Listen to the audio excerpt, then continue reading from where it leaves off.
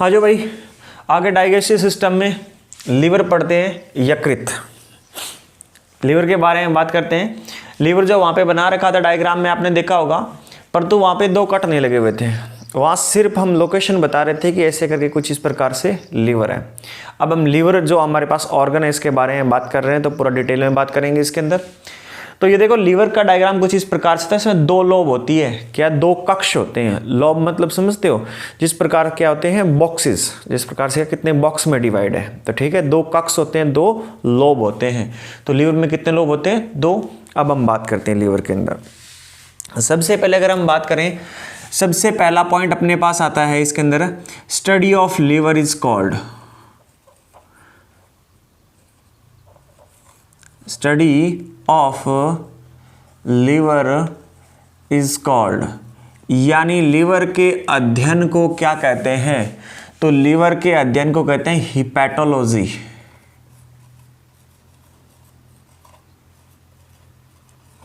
Liver के अध्ययन को क्या कहते हैं? हिपैटोलॉजी। क्या कहते हैं? हिपैटोलॉजी। तो लीवर को दूसरी फॉर्म में क्या हिपैटो नाम से पुकारा जाएगा? कैसे? जो भी क्या हैप्टिक डिजीज, तो इसका मतलब लीवर से जुड़ी। हिपैटो रूट वर्ड किसके लिए आता है? लीवर के लिए आता है। एक नाम आता है हिमैटोलॉजी, हेमाटोलॉजी। तो ध्यान रखिए ये क्या है, ये जुड़ा हुआ है ब्लड से। ये किसकी स्टडी को कहते हैं? ब्लड की स्टडी को हिमैटोलॉजी कहते हैं, और क्या लिवर की स्टडी को हिपैटोलॉजी कहते हैं। दोनों पॉइंट आपने साथ के साथ लिखने हैं। क्या लिखना है? यकृत के अध्ययन को हिपैटोलॉजी कहते हैं, परंतु इस प्रकार से लिखना है, परंतु ब्लड यानी रक्त के अध्ययन को हिमैटोलॉजी कहते हैं। अब ये मैंने ब्लड वाला नाम यहां पर क्यों लेकर के आया हूं? क्योंकि दोनों नाम आपको बहुत ज्यादा सिमिलर टाइप में नजर आ रहे होंगे, एक जैसे ही नजर आ रहे होंगे, ताकि इससे क्या है कि कल को आपको कोई कंफ्यूजन ना हो या जल्दबाजी ना हो। देखो जो क्या है सिमिलर टाइप के एक ही जैसे प्रकार के जो वर्ड लगते हैं, हिपैटो, हिमैटो, तो इनमें कंफ्यूजन को दूर करने के लिए यहां बताया गया है। बाकी ब्लड के अंदर जब हम पढ़ रहे होंगे तो उसके अंदर ये दोबारा से लिखवाया जाएगा वहां पर। ठीक है, बात क्लियर है सबको? ठीक है। सबसे पहला क्या है? Study of liver is called हिपैटोलॉजी, ये है। और ये क्या किसके लिए कहलाएगा? हिमैटोलॉजी किसके लिए? ये है स्टडी ऑफ ब्लड है। दूसरा पॉइंट हमारे पास जो आता है, तो जो लीवर है द लार्जेस्ट ग्लैंड,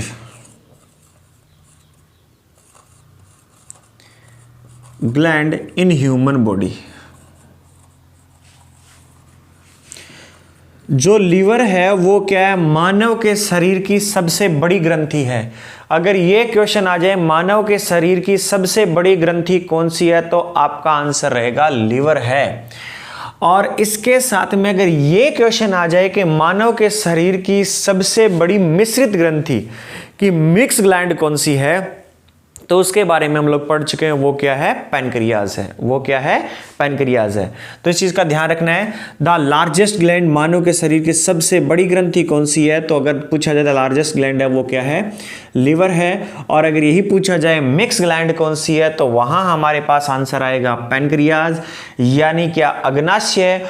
और अगर ये आ जाए कि आंतरिक सबसे बड़ी, मानव के शरीर की आंतरिक यानी इंटरनल सबसे बड़ी ग्रंथि कौन सी है, तो थायराइड ग्रंथि है। कौन सी है? थायराइड ग्लैंड है। इतना ध्यान रखिए। तीनों क्वेश्चन को नीचे एक साथ 1 बाय 1 लिख लेना है। मानव के शरीर की सबसे बड़ी ग्रंथि लिवर, मानव के शरीर की सबसे बड़ी मिश्रित ग्रंथि अग्नाशय यानी पैनक्रियाज, मानव के शरीर की आंतरिक यानी सिर्फ अंदर में अगर हमारे पास क्या है? Endocrine, the largest endocrine gland है, तो क्या है? थायराइड ग्लैंड है। क्या रहेगा? थायराइड ग्लैंड रहेगा। ठीक है। अगला पॉइंट हमारे पास ये आता है, जो लीवर है इसका वेट, लीवर के वेट की बात की जाए तो लीवर का वेट होता है 1.2 kg से लेकर के 1.5 kg तक होता है। नॉर्मल वेट की लीवर की बात की जाए है। कुछ फैटी लीवर होते हैं, फैटी लीवर होते हैं, उनका साइज ज़्यादा चला जाता है, तो वो क्या है? एक डिजीज के रूप में ही काम करता है। इस चीज़ का हमें ध्यान रखना है। या ऐसा ना लिखा है तो ये इस प्रकार से लिखा सकता है 1200 ग्राम से 1500 ग्राम, 1200 ग्राम से 1500 ग्राम होता है लीवर का वेट। अगर ये पूछा जाए तो अपने पास हमें इन दोनों में से कोई भी चीज मिले तो वो एक क्या है आंसर लगाना है। यहां तक बात क्लियर हुई? ठीक है, अगला पॉइंट जो अपने पास है वो है जो लीवर, इसमें 2 लोब्स होते हैं। कितने होते हैं? 2 लोब्स होते हैं, 2 कक्ष होते हैं। इसमें क्या होते हैं? 2 कक्ष होते हैं। तो ये अपने पास नजर आ रहा है, एक लोब ये वाला है, एक लोब ये वाला है। ये ऐसा नहीं कि बीच से टूटा हुआ होता है, ये है कि इसके अंदर लोब बने होते हैं, गड्ढे बने होते हैं। एक सरफेस, प्लेन सरफेस ले लिया, उसके ऊपर एक यहां पर बना दिया, एक यहां पर बना दिया। इसकी बैक साइड है वो तो क्या कॉमन रहेगी, एक प्लेन होगा, परंतु ऊपर क्या है 2 इस प्रकार की आकृतियां बनी होगी, जिनके बीच में क्या है ये इस प्रकार से ये कटा हुआ नहीं है, ध्यान रखना। ये यहां पर दीवार बनी हुई है, ऐसे समझ लेना कि इन दोनों के बीच में 2 भागों के बीच में दीवार बनी हुई है। तो इस प्रकार से ये लोब, ऐसे कुछ लोब मान लीजिए, क्या ऐसे कुछ मान लीजिए कि ऐसे लोब है, एक ये जुड़े हुए बीच से, नीचे क्या कॉमन सरफेस है। तो देखा जाए तो इसके अंदर कितने लोब्स हैं। ये बहुत बार क्वेश्चन आता है कि लीवर कितने लोब्स से बना होता है, कितने कक्ष होते हैं। तो लीवर के अंदर क्या होते हैं? 2 कक्ष होते हैं, जो अपने पास क्या सामने जो हमें नजर आ रहे हैं। यहां तक बात क्लियर है सबको? ठीक है, अगला पॉइंट जो हम ले रहे हैं यहां पे लीवर के अंदर है, तो वो ये लेते हैं कि लीवर जो है इसका मेन फंक्शन क्या है। दिखाई दे रहा होगा यहां पर। अच्छा, यहां एक पॉइंट यहां हो जाएगा अभी। तो जो लीवर है इसका मेन फंक्शन क्या है? लीवर का है मेन फंक्शन, यानी मुख्य कार्य क्या है लीवर का। अगर मुख्य कार्य पूछे तो इसका मुख्य कार्य है अमोनिया को, इसका मुख्य कार्य है अमोनिया को यूरिया में कन्वर्ट करना, अमोनिया को यूरिया में बदलना या कन्वर्ट करना इसका कार्य है, यूरिया में बदलना। ठीक है जी। और जो ये प्रोसेस है इसका मुख्य कार्य क्या है? अमोनिया को यूरिया में बदलना। अब मैं एक चीज और बताता हूं, परंतु यहां कम बताऊंगा, ज्यादा इसको डिटेल में बताऊंगा आपको एक्सक्रीटरी सिस्टम में, उत्सर्जन तंत्र में पूरा डिटेल में बताऊंगा वहां पर। अमोनिया क्या होती है? अमोनिया को रिलीज करने के लिए ज्यादा वाटर की आवश्यकता होती है, ज्यादा पानी की आवश्यकता होती है, परंतु यूरिया को रिलीज करने के लिए जल की कम आवश्यकता होती है। तो इतना तो है नहीं कि एक व्यक्ति क्या करे, अपने सर पे टंकी लगा के घूमता रहे और जब भी जरूरत है सारा दिन पीता ही रहे और उसको अमोनिया के रूप में रिलीज करता रहे। तो जो स्थलचर होते हैं, यानी जो क्या लैंड पर रहने वाले जीव होते हैं, वो ज्यादातर यूरिया के रूप में ही रिलीज करते हैं। अधिकतर जो क्या है क्वांटिटी है वो यूरिया के रूप में रिलीज करते हैं। तो लीवर का काम क्या है? अमोनिया को यूरिया में बदलना। और दूसरा पॉइंट, अमोनिया ज्यादा जहरीली होती है शरीर के लिए, तो उसे क्या ज्यादा समय तक शरीर में रखना नुकसानदायक होता है। वहीं यूरिया कम जहरीली या लेस टॉक्सिक होती है, इसलिए भी क्या थोड़ा स्वास्थ्य क्या है सही बना रहे। इसीलिए अब अमोनिया को यूरिया में बदलना जो ये प्रोसेस होता है, पूरा ये प्रोसेस है, इसे बोलते हैं ऑर्निथिन साइकिल।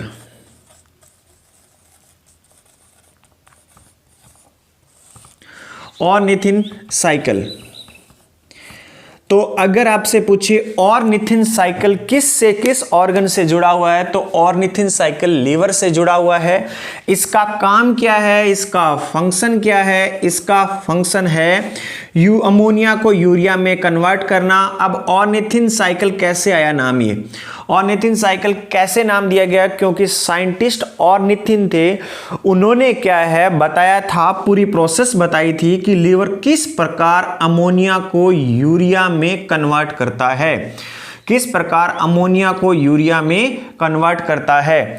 तो यहां से एक पॉइंट ये भी आता है अपने पास कि सबसे ज्यादा अगर यूरिया की बात की जाए तो कहां अवेलेबल होगी ब्लड के अंदर, तो वो होती है लीवर के अंदर। क्यों? वहीं पे ही क्या होता है, अमोनिया 2 क्या यूरिया में कन्वर्ट हो रहा है, पूरे ब्लड का वहीं कन्वर्ट हो रहा है। तो सबसे ज्यादा जो क्वांटिटी मानी जाएगी वो कहां मानी जाएगी? लीवर के पास ही मानी जाएगी उसके अंदर। तो यहां तक ये बात क्लियर हुई। अगला पॉइंट, ये मेन फंक्शन हम बात कर चुके हैं, और ये ऑर्निथिन साइकिल आता है बहुत बार। ऑर्निथिन साइकिल किससे जुड़ा है? अमोनिया को यूरिया में कन्वर्ट करना है, यूरिया को अमोनिया में कन्वर्ट करना, अमोनिया को यूरिया में कन्वर्ट करना ऑर्निथिन साइकिल कहलाता है। अगला पॉइंट जो अपने पास है, नेक्स्ट पॉइंट है, वो ये है कि जो इससे 2 प्रकार के लीवर से क्या है, यकृत से 2 एंजाइम रिलीज होते हैं।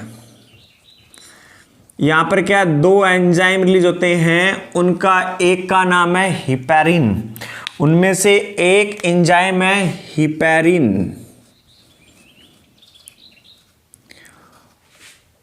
और एक है फिब्रिनोजेन। एक है हिपैरिन, एक है फिब्रिनोजेन या फाइब्रिनोजेन।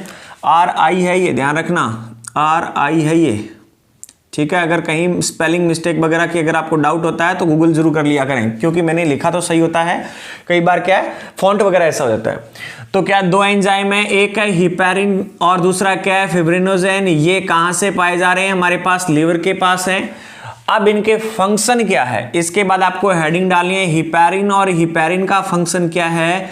इसे बोलते हैं एंटी ब्लड क्लॉटिंग एंजाइम। इसे क्या बोलते हैं, anti blood clotting enzyme, anti blood clotting, anti blood clotting enzyme बोला जाता है इसे। ऐसा क्यों, इसका काम है ह्यूमन के शरीर के अंदर, जो हमारी बॉडी है इसके अंदर ब्लड को क्लॉट न होने देना, या हिंदी में बोलूं तो हिपैरिन का कार्य ये है कि शरीर के अंदर रक्त को न जमने देना या रक्त का थक्का न जमने देना होता है। तो क्या लिखेंगे, हिपैरिन। हिपैरिन एंजाइम का कार्य शरीर के अंदर रक्त को न जमने देना, इसका मुख्य कार्य है, ठीक है। ये ऐसा करता कैसे है, तो जो ब्लड क्लॉटिंग जमाने वाले या ब्लड क्लॉटिंग करने वाले जो एंजाइम्स होते हैं उनको क्या है, अक्रिय रखता है, डीएक्टिवेट रखता है, यानी इनएक्टिव रखता है। तो वो क्या काम ही नहीं कर पाएंगे, तो ब्लड क्लॉट नहीं हो पाएगा। अब यही बात की जाए, दूसरा अपने पास यहां पे फिब्रिनोजेन जो है, इसका काम क्या है, इस एंजाइम का काम है क्या है, बॉडी से बाहर, यानी बॉडी के आउटर सरफेस पर, बॉडी के आउटर सरफेस पर, जो बॉडी है इसके आउटर सरफेस पर या इसके सरफेस पर ये क्या करता है, ब्लड क्लॉटिंग में हेल्प करता है। ब्लड क्लॉटिंग में क्या करता है, CLOTT आएगा ये, ब्लड क्लॉटिंग में क्या करता है, ये ब्लड क्लॉटिंग में हेल्प करता है, ब्लड क्लॉटिंग में हेल्प करता है, इस चीज का ध्यान रखना है। तो अगर ये पूछा जाए कौन कौन से एंजाइम पाए जाते हैं या कौन से एंजाइम रिलीज होते हैं, तो हिपैरिन और फिब्रिनोजेन है। हिपैरिन का काम है anti blood clotting, anti blood clotting यानी शरीर के अंदर है, इन बॉडी, इसके पीछे भी लिख लेना, इन बॉडी, किसके अंदर है, इन बॉडी, शरीर के अंदर, किसके अंदर, शरीर के अंदर एंटी ब्लड क्लॉटिंग का काम करता है, किसके अंदर, शरीर के अंदर। और ये क्या, बॉडी के आउटर सरफेस पर या सरफेस पर ब्लड क्लॉटिंग में हेल्प करता है, ब्लड क्लॉटिंग में क्या करता है, सहायता प्रदान करता है। इतने पॉइंट अपने पास ही हो गए, ठीक है। इसके बाद जगह बची, जगह नहीं। अब एक काम करो, ये मैं थोड़ा सा साइड में हट रहा हूं 1 मिनट के लिए, इतना आप ले लो, फिर इसको मैं रफ करके फिर आगे और बताता हूं, इसमें कई सारी चीजें बतानी पड़ेगी।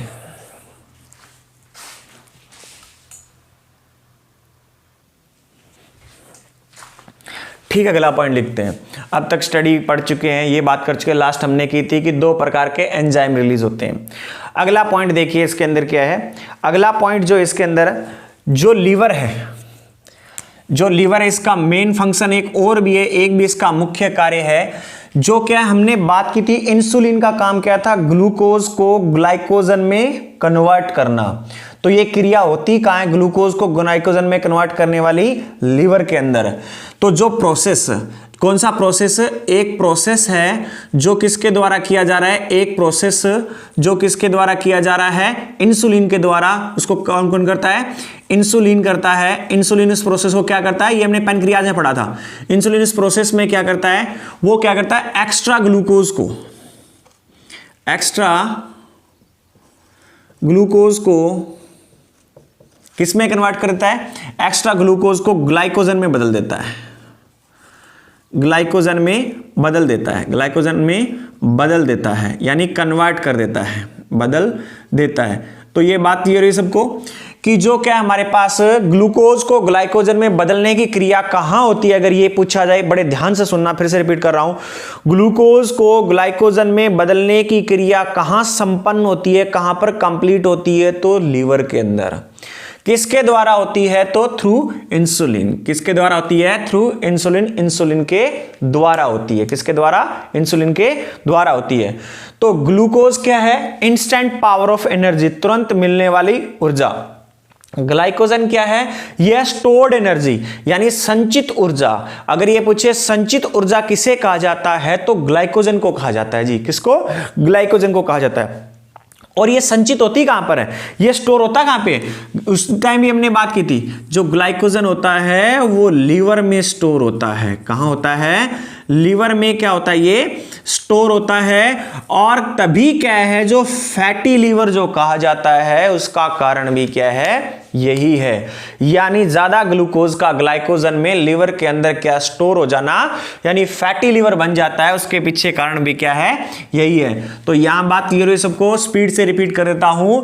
एक प्रोसेस, एक क्रिया होती है जो इंसुलिन के द्वारा की जाती है एक्स्ट्रा ग्लूकोज को ग्लाइकोजन में बदलने की, तो वो किसमें? लीवर में होती, संपन्न होती है। थ्रू किसके अंदर होती है? लीवर में। और ये स्टोर भी कहां होता है? लीवर के अंदर होता है। अब हम बात करते हैं कुछ विटामिन जो होते हैं। अगर ये बात की जाए विटामिन ए, ये बहुत बार आता है कि विटामिन ए कहां पर संचित होता है, विटामिन ए कहां पर स्टोर होता है।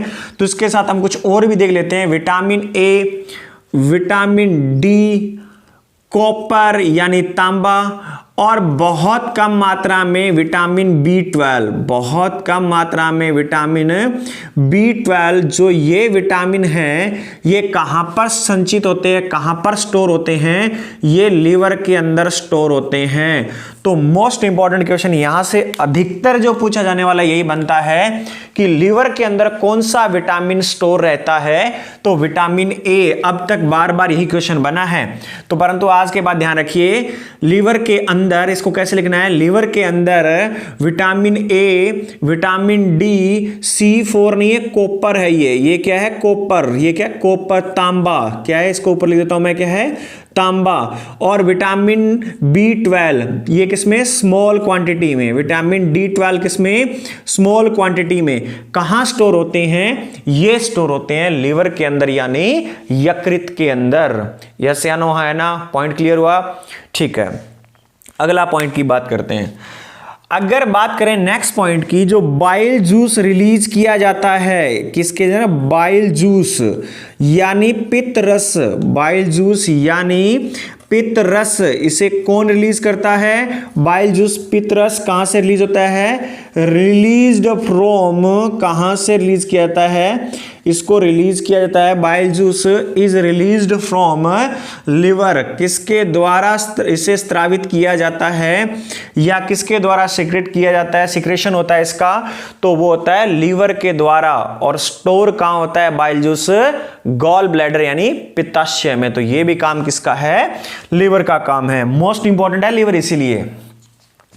अगला पॉइंट अगर हम देखें तो हमारे पास ये है कि जो फॉर्मेशन ऑफ आरबीसी, आरबीसी के निर्माण के लिए, आरबीसी के निर्माण के लिए, जो आरबीसी है उसका निर्माण करने के लिए, आरबीसी के निर्माण के लिए आयरन जो संचित होता है, जो क्या है? आयरन, जो क्या है? लोहा, जो क्या है? लोहा स्टोर होता है। आयरन स्टोर भी कहाँ होता है? आयरन को भी कहाँ स्टोर किया जाता है? आयरन को भी जो है स्टोर किया जाता है लीवर के अंदर। आयरन को भी स्टोर किया जाता है लीवर के अंदर, किया जाता है लीवर के अंदर, यकृत के अंदर, लीवर के अंदर। ठीक है, तो आरबीसी जो रेड ब्लड सेल्स या कॉर्पल्स जो हैं, लाल रक्त कणिकाएं हैं, उनके निर्माण में आयरन की आवश्यकता होती है जो हीमोग्लोबिन में पाया जाता है। तो वो जो स्टोर होता है, जो संचित होता है या संश्लेषित होता है, तो उसका स्टोर, आयरन का स्टोर भी किसके लिए? आरबीसी के लिए। आयरन का स्टोर भी कहां किया जाता है? लीवर के अंदर किया जाता है, यकृत के अंदर किया जाता है। यहां तक बात क्लियर हुई सबको? ठीक है, अगला पॉइंट लिख रहे हैं हम लोग। नेक्स्ट पॉइंट अपने पास क्या है? अगला पॉइंट ये है कि किसी व्यक्ति को जहर देकर के, भोजन में जहर देकर मारे जाने पर, भोजन में जहर देकर मारे जाने पर, जहर यानी पॉइजन देकर पॉइजन देकर मारे गए व्यक्ति का पता भी या आइडेंटिफाइड जो क्या है का पता भी लीवर से किया जाता है, लीवर से किया जाता है। किसी व्यक्ति को जहर देकर के, भोजन में जहर देकर के मार दिया या खुद जहर लेकर के खा करके मर चुका है, तो ये जहर से मरा है या नहीं है, इस चीज का पता लगाने के लिए, आइडेंटिफाई करने के लिए किसकी हेल्प ली जाती है? लीवर की सहायता ली जाती है। इसकी आइडेंटिफिकेशन करने के लिए किसकी सहायता ली जाती है? लीवर की सहायता ली जाती है। अब तक अपने पास जो पॉइंट आ चुके वो आप लोगों को मैं बता देता हूं कि हमने क्या है, सबसे पहले क्या है, यहां इससे पहले हमने बात कर ली थी स्टडी ऑफ लीवर किसे कहते हैं, ठीक है। और ये कि हमारे पास द लार्जेस्ट ग्लैंड है, ये मानव के शरीर की सबसे बड़ी ग्रंथि है। दो एंजाइम रिलीज हो रहे थे, हिपैरिन और क्या है, फिब्रिनोजेन, ठीक है। और क्या है, इसकी स्टडी को क्या कहते हैं? हिपैटोलॉजी कहते हैं। इसमें क्या है, इसका मेन फंक्शन क्या है? इसका मेन फंक्शन क्या है? अमोनिया को यूरिया में कन्वर्ट करना। उस साइकिल को क्या कहते हैं? ऑर्निथिन साइकिल कहते हैं। और यहां पर हमने क्या बात की है, एक इसमें प्रोसेस होता है ग्लूकोज को ग्लाइकोजन में बदलना, तो ये प्रोसेस भी कहां कंप्लीट होता है? ग्लूकोज को ये कहां होती क्रिया? ये भी प्रोसेस होती है लिवर के अंदर। करता कौन है? इंसुलिन।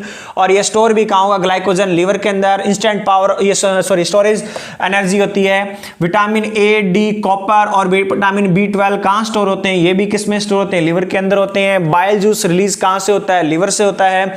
आरबीसी के निर्माण के लिए आयरन को भी स्टोर किया था, वो भी किसके? लीवर के अंदर किया जाता है। और भोजन में जहर देकर मारे गए व्यक्ति का पता लगाने के लिए भी किसकी सहायता ली जाती है? लीवर की ही सहायता ली जाती है। तो यहां तक सबको बात क्लियर हुई? तो अब मैं यहां से क्या कर रहा हूं, साइड में हट रहा हूं और आप लोग क्या करें, इन पॉइंट्स को नोट कर लें।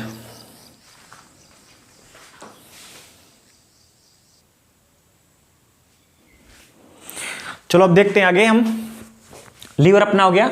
इसके बाद इंटेस्टाइन जूस में उपस्थित एंजाइम, यानी आंत्रस में उपस्थित जो क्या है एंजाइम, उनके बारे में बात कर रहे हैं। हेडिंग लिख लेना आप, आंत्रस में उपस्थित एंजाइम, ठीक है। कौन कौन से एंजाइम आंत्रस में उपस्थित होते हैं? मान लो कि जिस प्रकार से हम देख रहे हैं, पैनक्रियाज से पैनक्रियाटिक जूस निकल रहा था, यानी अग्नाशय रस निकल रहा था, और बाइल जूस निकल रहा था, गैस्ट्रिक ग्लैंड से गैस्ट्रिक जूस निकल रहा था।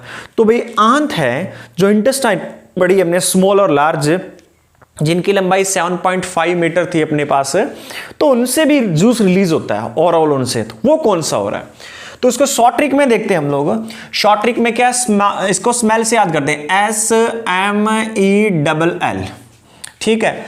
एस से होता है सुक्रेज, एस से कौन सा था? सुक्रोज नहीं, सुक्रेज। ये सुक्रेज एंजाइम क्या करता है? सुक्रोज को किस में तोड़ देता है? ग्लूकोज प्लस में फ्रक्टोज में तोड़ देता है। ग्लूकोज प्लस में फ्रक्टोज में तोड़ देता है। ग्लूकोज, फ्रक्टोज, ग्लैक्टोज, सुक्रोज, ये जो चीजें हैं आपको न्यूट्रिशन में बहुत अच्छे से समझ आएगी। यहां सिर्फ आप इसको थोड़ा सा याद कर ले, वेट करें, जैसे मैंने आपको स्टार्टिंग में बोला था आगे पढ़ने के लिए वेट करना है। तो ये चीजें आपको न्यूट्रिशन में बहुत डिटेल में पढ़ाई जाएगी। जब कार्बोहाइड्रेट्स पढ़ाए जाएंगे तो क्या मोनोसैकेराइड, डाइसैकेराइड, पॉलीसैकेराइड वगैरह उनके ये पार्ट हैं, ठीक है। अब मैं अगर आपको बताने भी लग गया तो ये भैंस के आगे बीन बजाने वाली बात होगी या आपको रटाने वाली बात होगी, ऐसा नहीं करेंगे हम, ठीक है। अभी आपको सिर्फ याद रखना है इसको। जो सुक्रोज नामक कोई चीज जो होती है, क्या सुक्रोज को पचाने के लिए क्या सुक्रेज एंजाइम होता है, वो क्या करता है, उसको किस में तोड़ता है? ग्लूकोज प्लस में फ्रक्टोज में। दूसरा एम से है माल्टेज एंजाइम, ये क्या करता है? माल्टोज को, जो भी क्या है एक डाइसैकेराइड, हम बात कर चुके हैं पहले भी, इसको किस में तोड़ता है? ग्लूकोज प्लस में ग्लूकोज के 2 मॉलिक्यूल में तोड़ देता है। माल्टेज नाम एंजाइम जो है वो माल्टोज को। तीसरा ई से रिप्सिन, तो सिन रूट वर्ड किसका था? अपना प्रोटीन का। तो ये क्या करता है? प्रोटीन को क्या करता है? प्रोटीन को अमीनो एसिड में तोड़ता है। और ध्यान रखिए, जिस प्रकार कार्बोहाइड्रेट्स का अंतिम रूप जो है वो ग्लूकोज है, उसी प्रकार प्रोटीन का अंतिम टूटा हुआ रूप जो है डाइजेशन के रूप में जो जाता है, ऊर्जा के रूप में, वो क्या है? अमीनो एसिड होते हैं।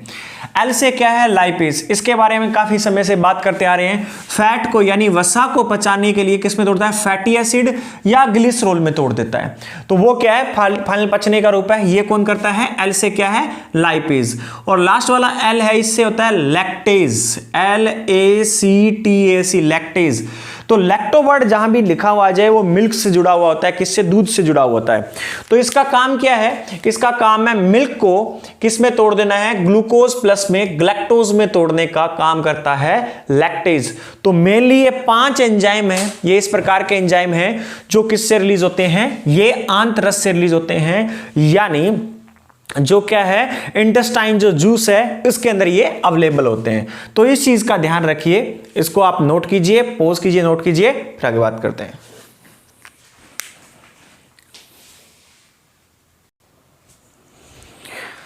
चलिए लास्ट ऑर्गन से बात करें। डाइजेस्टिव सिस्टम का लास्ट ऑर्गन अपने पास ये अपेंडिक्स यानी प्रेषशिका, या इसे हिंदी में अपेंडिक्स ही बोलते हैं, और इसे कई बार वर्मी फॉर्म अपेंडिक्स भी बोलते हैं। सबसे पहला पॉइंट, अगर ये देखी जाए इसकी लोकेशन क्या है, तो इसकी लोकेशन है राइट हैंड साइड में। कौन सी साइड में पाई जाती है? राइट साइड में। बहुत बार क्वेश्चन आया हुआ है ऐसा, ग्रुप सी से लेकर के सिविल सर्विस में क्या है, सिविल सर्विस में क्या, स्टेट सिविल सर्विस तक, स्टेट एग्जाम तक उनके अंदर यानी पीछे तक आ रखा है ये क्वेश्चन कि अपेंडिक्स किस साइड में होती है। तो ध्यान रखिए अपेंडिक्स हमेशा जो आहार नाल होती है, आहार नाल से मतलब जो एलिमेंट्री कैनाल होती है उसके राइट हैंड साइड में होती है। कहां होती है? राइट हैंड साइड में। डायग्राम में हमने इसको देखा था। अब देखिए ये किससे जुड़ी होती है, ये भी बात कर चुके हैं हम कि ये सीकम भाग से, लार्ज इंटेस्टाइन के सीकम भाग से जुड़ी होती है, जिसे रेजिडुअल पार्ट बोलते हैं, या इसे क्या है अवशेषी अंग बोलते हैं। उसे क्या बोलते हैं? अवशेषी अंग बोलते हैं। और इसकी लंबाई क्या होती है? 9 सेंटीमीटर होती है। ये लंबाई अपेंडिक्स की है, सीकम की नहीं है। सीकम 6 सेंटीमीटर का था। आज भी जाके इंटेस्टाइन वाला चैप्टर देख लेना, वहां पे 6 सेंटीमीटर लिखवाया हुआ है, परंतु उसके साथ में 9 सेंटीमीटर लंबी जो लगी होती है वो क्या है? अपेंडिक्स लगी है। अब अपेंडिक्स का काम क्या हुआ करता था? अपेंडिक्स का काम हुआ करता था पुराने समय में जब कच्चा भोजन खाया करता था मानव, तो उसे पचाने के लिए क्या अपेंडिक्स का प्रयोग हुआ करता था। अपेंडिक्स उसमें सहायक हुआ करता था वहां पर। अब क्या मानव चाहे कोई मांस खा रहा है, चाहे किसी प्रकार की सब्जी फल कुछ भी खा रहा है, पूरा का पूरा पक्का खाने लगा, पका करके खा रहा है, पका करके खा रहा है, तो उसे अब अपेंडिक्स की क्या है? जरूरत नहीं है। इसीलिए क्या होता है, इसे अब रेजिडुअल ऑर्गन या residual part of large intestine या अवशेषी अंग कहा जाता है। ठीक है। अब क्या है, कई बार ऐसा होता है कि जब कहते हैं कि अपेंडिक्स में दर्द हो रहा है तो उसे क्या कहते हैं? अपेंडिक्स कहते हैं। ये गलत है। अपेंडिक्स उस ऑर्गन का या उस पार्ट का नाम है। उसमें क्या होता है, जब भोजन निकल रहा है स्मॉल इंटेस्टाइन से लार्ज इंटेस्टाइन में जा रहा है या वेस्टेज जा रहा है, तो कुछ पार्ट वहां उसके अंदर क्या जमा हो जाते हैं, और जब ये जमा हो जाते हैं तो धीरे धीरे टॉक्सिक जहर बन जाता है, और इससे होगा क्या, वो धीरे धीरे फिर क्या पेन होना शुरू होता है, दर्द होना शुरू हो जाता है। तो उसे क्या कहते हैं? अपेंडिसाइटिस कहते हैं। अपेंडिसाइटिस कहते हैं, न कि अपेंडिक्स कहते हैं। अपेंडिसाइटिस किसे कहते हैं? अपेंडिक्स में टॉक्सिक जमा होने की वजह से पेन होना शुरू होता है, दर्द होना शुरू होता है, उसे क्या है? अपेंडिसाइटिस कहा जाता है।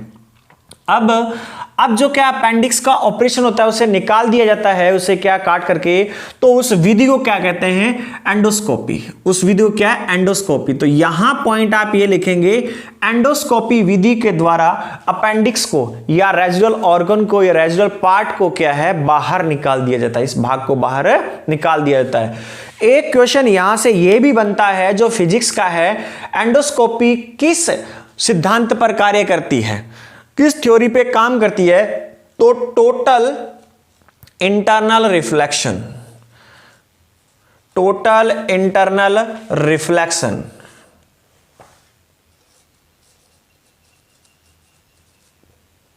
टोटल इंटरनल रिफ्लेक्शन में, किसमें? टोटल इंटरनल रिफ्लेक्शन पे काम करती है। हिंदी में बोले तो पूर्ण आंतरिक प्रावर्तन। पूर्ण आंतरिक प्रावर्तन। पूर्ण आंतरिक प्रावर्तन, इस पे काम करती है ये पूर्ण आंतरिक प्रावर्तन यहां पर। ठीक है। तो ये अपने पास क्या है? अपेंडिक्स के बारे में था। ये अपने पास लास्ट पार्ट था या लास्ट ऑर्गन था। डाइजेस्टिव सिस्टम में हम अब तक बात कर चुके हैं, स्टार्टिंग से लेकर के बक्कल कैविटी से लेकर के एनस गुद्दा तक कैसे डाइजेशन हो रहा है, कैसे उसका अब्जॉर्प्शन होगा, इसके बारे में यहां बात नहीं कर सकते हैं। अब्जॉर्प्शन की बातें एक्सो एंडोक्राइन के अंदर जाकर के की जाती है। कैसे वो क्या वेस्टेज मटेरियल क्या एक्सक्रीट होता है, इसके बारे में जो बातें की जाएगी वो हम क्या करेंगे? एक्सक्रीटरी सिस्टम, उत्सर्जन तंत्र के अंदर पढ़ेंगे। सबसे पहले हमने हमने भोजन खाया है उस भोजन को खा करके इस टाइम में हमने क्या पचाया है।